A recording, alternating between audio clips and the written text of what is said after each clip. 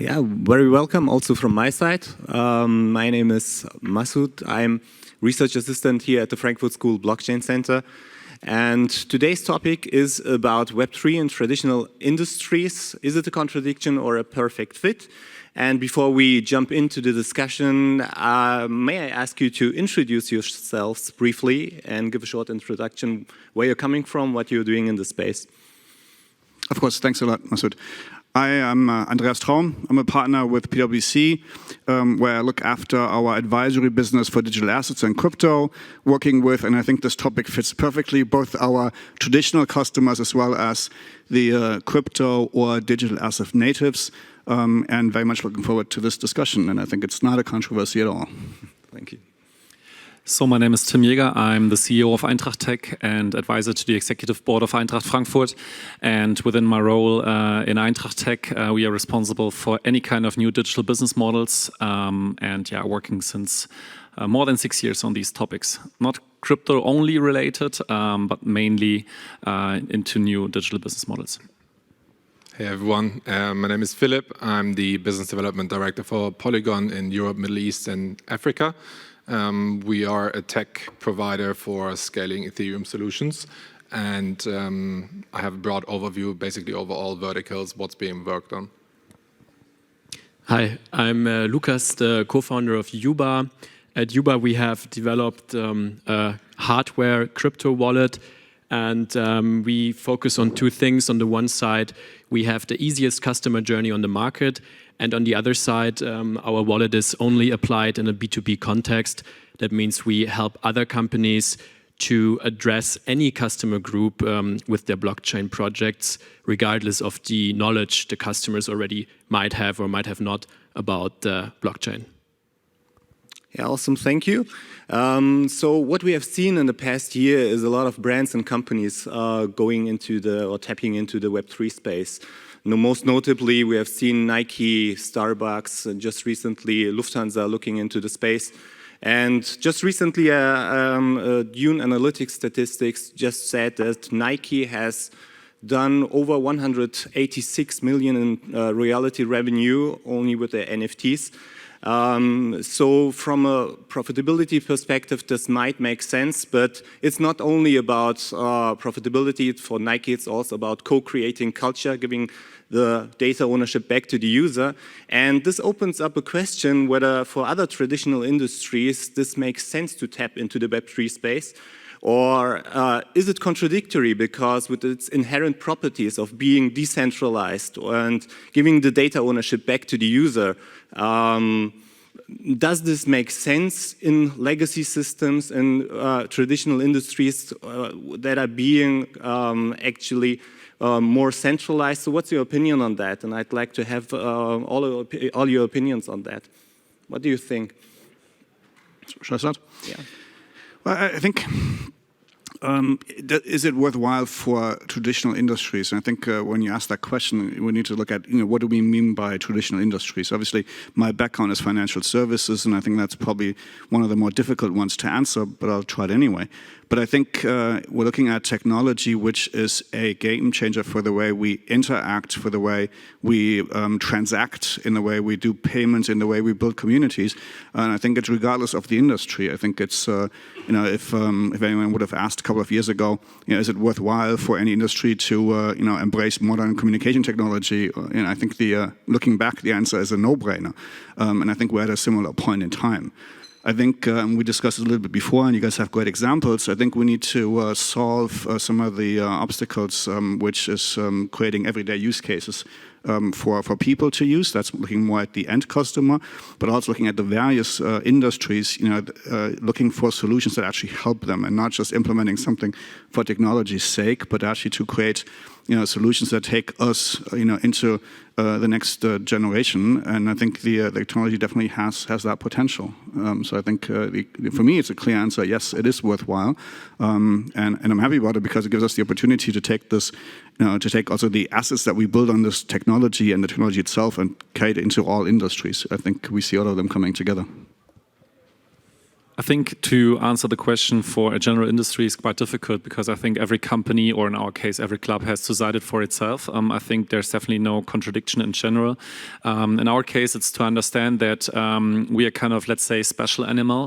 We founded an own tech subsidiary, so we have own software developers. We are working on digital business models since 2017.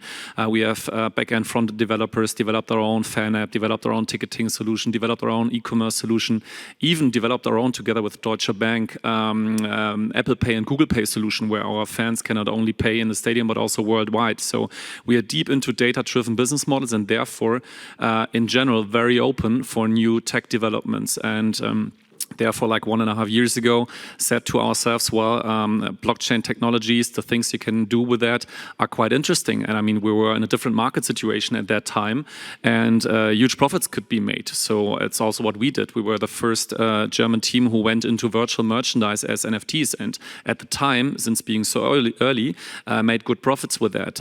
We all know the times have changed now. We are also just recently launched our second Web3 project together with Youba, actually.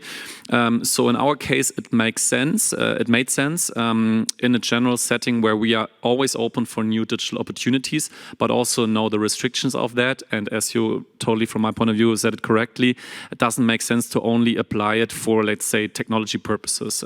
There should be a specific objective behind that. Yeah, I want to build on your point where you talked about your business model, because I think, as always, right, it's all about the business model, and then just looking at blockchain as another technology to see whether it makes sense for your business model. So the characteristics of blockchain, right, are so diverse that maybe for one business model, true digital ownership is the most interesting piece. For others, maybe it's speed. Then for another business model, it might be composability, right? You name it. So there are so many different things. So it's not as easy to say, yes, blockchain makes sense, yes or no, but for your own business model. And I think we've spent a couple of years not really thinking about the business model in the hype. So I think it's nice that we're now at a point where only players remain that thought about how to implement it, just like another technology. Yeah, I also think that in general, any business model which is heavily reliant on centralization definitely has to look into blockchain and decentralization because it is obviously a threat to all centralized business models. So that means if I have a business model where most of my revenue streams are coming from me being in a centralized position, I might have to reinvent myself in order to make sure that I'm not being overtaken by a decentralized version of what I currently offer. Yeah, speaking about business model and mainly about objectives that you might encounter or have with your projects. Looking at you, Timm, so what's your main motivation in incorporating Web3 strategies in Eintracht? So for example, in the first project that we did that I just mentioned in selling virtual merchandise, it was just like a natural way to expand our traditional business. I mean, we are selling since, I wanted to say centuries, it's not like that. Since decades we are selling merchandise. It's an essential part of our income as a football club. And therefore, 2 years ago when it all started with the hype and what you exactly just said, that you can now prove the ownership of a digital asset was quite interesting because we didn't want to get into scams, didn't want to sell stupid JPEGs and take away the money from our fans. That would be very bad. And I mean, you do it once and then you never do any kind of other digital business model again. So for us, it was an interesting opportunity to expand the traditional business of merchandise going into virtual, into digital items that you really can prove the ownership of. So therefore, it was an interesting opportunity to, let's say, target our fans that are collectors, for example. And to create new profits. And just the recent project that we did was more like a gamification element. So we sold our own, so in general we refurbished our stadium. For the ones who are living in Frankfurt, they know that. Changed from blue seats to black seats, which is like more the color obviously of Eintracht Frankfurt. And then said every fan who bought his or her seat, they get a digital equivalent of that. And this digital equivalent of that stadium seat is now tokenized. And you can see that virtual digital item now in our app, and depending on how many times you're coming this season to our stadium, because we developed our own ticketing system, we can see when which fan is coming to our stadium. Based on your visitor behavior this year, you will get an airdrop by the end of the season reflecting your personal stadium history in that. So it's more like a gamification element. We don't earn money with that. It's just like another topic to let our fans, as you just mentioned, let's say open up the digital space for fans that never really interacted in that way, because now you only take your, and if the ones who want to try it out can just like approach us afterwards. You just tap this wallet on your smartphone, then our fan app opens itself, and then this item is basically minted.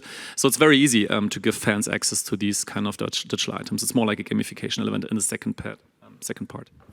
Awesome, thanks. And looking at all of you, because all of you have worked on these kind of solutions and use cases, what were the main obstacles in incorporating these kind of use cases and Web3 solutions, and what is needed, or what foundation does need to be laid out to actually widespread adoption? I would say one of the biggest obstacles is customer journey, because in general, when we take a look at traditional companies, for example, companies like Eintracht Frankfurt, they have a wide, diverse set of customers and fans. And I mean, how many of these football fans do already know how a wallet works? How many of them maybe even want to know how a wallet works? This is not a football-specific issue. This also applies to other of our customers. For example, Mercedes-Benz.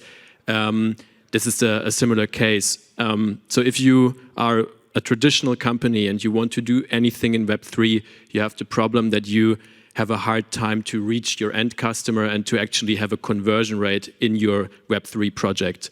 And when we take a look at the current solutions in the market, they are usually built for a Web3 native audience and not for someone who's completely new to this. And this is something which we changed with our product. But in general, this is definitely a problem which we can see in a lot of different projects. Yeah. I mean, building on that, I think customer journey, fully agree. For me, I actually went through the customer journey half an hour ago, right? And I see so many projects, and it's rare that it's so straightforward and so easy. And I think we need to get there more. But technology evolves, and I think compared to, let's say, a year ago, account abstraction, for example, is super important, where, let's say, gas costs are abstracted away. People shouldn't need to know what that is, right? And these kind of things, wallet experience, etc. So I think maybe it will take even longer than all of us here wish for these things to be accomplished.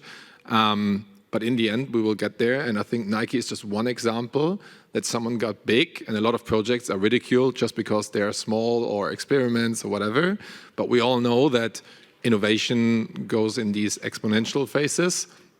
So I think being at the forefront will pay out at some point. I think, echoing all of that, that's why we're seeing so many zero-knowledge solutions out there, so many layer 1, layer 2 roller protocols. I think right now there's a plethora of them out there. It's very interesting that we're actually starting to work with them, something, a space we've never had before.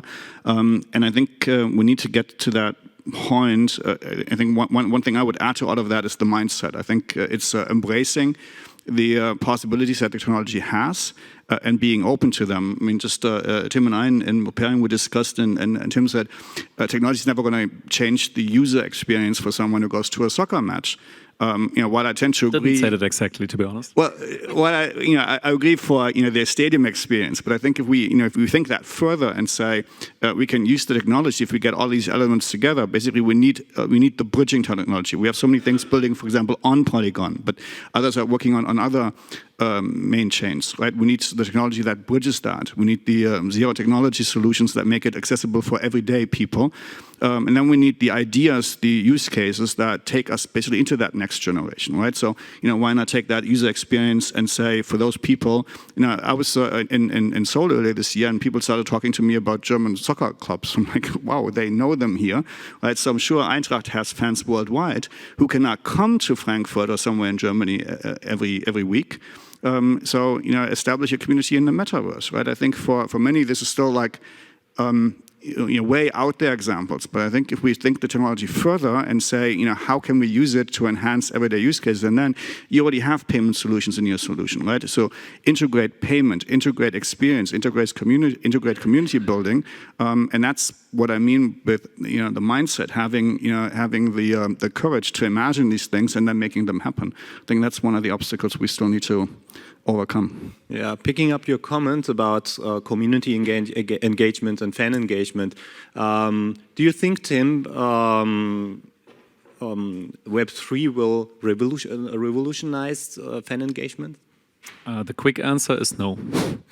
I think definitely that Web3 won't revolutionize the fan experience in general. I think Web3 has some really interesting opportunities that it offers that can be applied and that should be applied. That was also a reason why we did it. But like in general, the interaction possibilities of fans with their club, especially here in Germany, are quite high, because at the beginning of the hype phase in Web3, we were approached like every week by blockchain Web3 companies telling us that's the way how fans can interact with the club and how fans can basically have an influence on what is decided in a club. And we just said that's the base model of German sports organizations since 150 years. So you become a club member. Every year you can go to a member assembly and you can vote for the president. The president elects the supervisory board. And the supervisory board, in our case, selects the board members of Eintracht Frankfurt Profifußball. And they, at the end of the day, are my bosses that decide what we are doing and what we are not doing.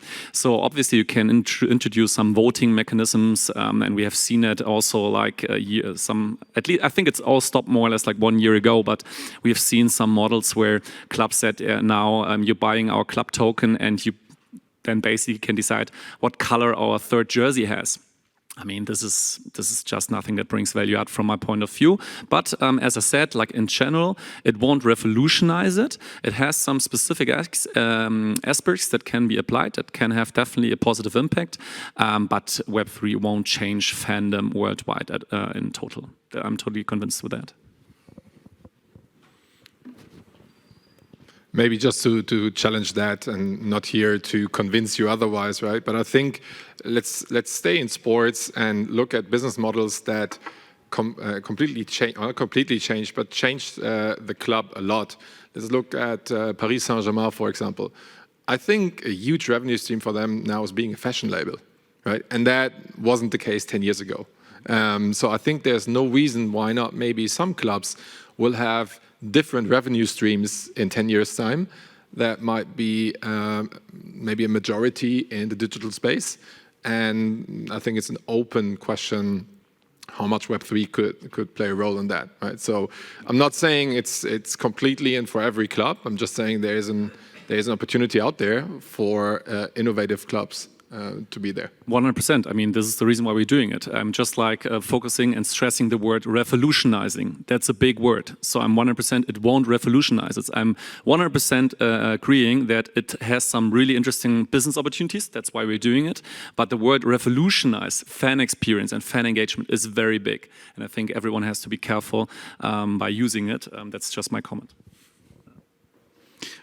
My comment on that would be careful to underestimate revolutionize, right? If you look at just technology, bringing it back to financial services, my very first project was building the etc. trading system, which at the time was the first one for equities where we introduced an electronic order book and at least 2 brokers with a transparent order book. Technology at work, digitalization back in the 90s, by the way. We talked to brokers at the time, at Kursenmakler, and they said no one's going to use that. It's not going to change the world. Fast forward 25 years, and you have Robin Hoods and Trade Republics having market caps which were unforeseeable at that time, and everybody is able to trade in the classical asset world. Right, just an example, and the technology cycle has increased, many-fold since then. So just my word would be, let's not say it's, we're not going to revolutionize. I think there's a lot of potential out there, and if we solve basically all of those different gaps between the technological elements of the solution, then I think it does have the potential to revolutionize many aspects of our life, including sports and fan experience. Agree. Yeah, as I was saying, yeah, you should be open as a club. I mean, we are probably one of the most progressive clubs in digital business models in Germany that we have, and we are doing it exactly for that reason: to understand the technology, to apply the technology. We even have our own blockchain conference happening every year in May. So if you want to come, 16th of May, there's the next Block and Park blockchain conference happening in our stadium. It's 100% important to understand technology, to understand what can be done with it, and then decide based on your business model if you would like to apply it or not. Yeah, awesome hearing some different perspectives on this matter. Question to you. So you have worked, you are working for one of the leading layer 2 solutions and onboarding a lot of brands into the space. So what are the most promising use cases that you have seen so far, except for fan engagement? I think you need to verticalize them, right? So I think talking about consumer brands is different than talking luxury, than talking finance, and talking, right? So I think the time frame is just very different. I guess, I mean, we experience what the sandbox is, right? I think the easiest one are consumer brands and luxury, because they are short-term wins, and doing a PR stunt, showing innovativeness for them pays out. So I think in the short term, look at that space. And I mean, the reason why we're all here is to look at the financial space, right? Banking, financial services. I think it's one of the most promising. I just think it takes a little bit more time, right? And yeah, various projects actually coming to fruition during the bear market makes me very, very confident that if the market picks up, basically it will be relentless. Do you have any perspective on that? I would add, I'd like to pick up on the points. You're seeing the number of activities currently happening, makes me very, very optimistic for next year. I think, with this personal opinion, 2024, end of 2024 and 25, we're going to see some exciting things. For me, it's always unrelated, obviously, to elite currency like Bitcoin, but the facts are that it's tied to those courses. So I think we're going to see a rally, and then we're going to see a lot of these projects pick up because, of course, it's going to give new funding into that. So I think there's a lot happening already today. I think bringing it back to financial services, I agree on the point, and I think we're seeing. For me, it's interesting talking to Web3 enthusiasts that develop solutions where you're trading, and then have the discussions. And they say, "Oh, we just have this option. People can they can send their digital assets across the network. They can share them, they can trade them, but we're not regulated, right?" So I think it's wild times in the DAO. Space in the core Web3 for financial service-related solutions. I think we're going to see a lot more of them. I think as a challenge for that industry, they are underestimating, as a Mick 4, I have to say that, but I also personally believe it's true, underestimating the regulatory burdens that comes with that.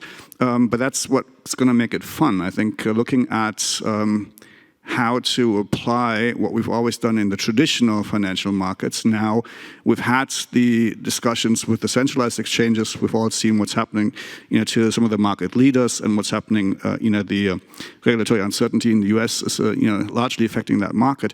But transposing that to the next level and having that discussion with DEXs, and then taking it another level further to DAOs, that's going to be fascinating. It's going to, keep us employed for years to come. And very happily so, right? Because I think it's great. We're seeing the markets change. We're seeing financial services change, and that, even though now it's early stage, I think it is the start of a revolution. To come back to the topic of your panel, Masud. Yeah, I would also agree to that. In general, of course, the market right now is not as good as, for example, 1 or 2 years ago. But if we go back in time, let's say 5 years, I think no one would ever have expected that when we take a look at the amount of top-notch brands which are now active in Web3, no one would have expected that. The same applies. I mean, it applies to a lot of different industries. We can see, in all different areas, not just the financial industry, how the technology is being how brands start to use it. And I think what we what happens at the moment is that companies do the first use cases, they start to get to know the technology, and once they have the foot in the door, it's much easier to build following projects. What about interoperability with traditional systems? How does that work with Web3 solutions? And can you share or elaborate on some successful examples that you have seen so far? Yeah, I think one is our common project. Yeah, maybe Tim, you also want to elaborate a bit about that. We cover the wallet part, and Eintracht, or basically we have a blockchain wallet which is perfectly integrated into the legacy systems of Eintracht Frankfurt. And this was the beauty for us in that case, because as you said at the beginning, I mean, 99% of our fans have no blockchain or Web3 knowledge, and it's important to offer something that is very easy to use, and the only thing that you need to use basically that and to get your digital asset is to have our fan app, and that's it, and you don't have to understand how it works. So basically our techies, our software developers sat together with the Youba guys and then made that happen. So I think it's a good example on you don't need an external app as a fan, you don't need to understand how it works, you don't need MetaMask, you don't need anything specific knowledge for that, and just use your fan app, tap that on the NFC interface of your smartphone, and then basically it works. So I think this is very important to make it easy and accessible. And maybe from regional and local economy to global economy, I think it's also important to maybe call out, let's say, the SAPs of the world that are doing test flights together with stable coins where accounting and payment can go hand in hand. Or you look at players like Salesforce that can link their CRM to also the NFT minting platform. I think that's where we need to go, right? That these players that dominate the current economic landscape, that they integrate with these solutions. And it's happening, and it's a bit like the comment on the financial industry. It takes a long time because the stakes are so high, right? I mean, when you're a globally listed company, you cannot integrate with Web3 solutions, put it out there, and then it doesn't work, right? So I think we're seeing that, and it will be an integral part of the evolvement over the next months and years. How mature are these kind of solutions at this moment that you have spoken about? Very early stage. So I think that's to the point. We expect too much in the short term, but we underestimate what can happen in the long term.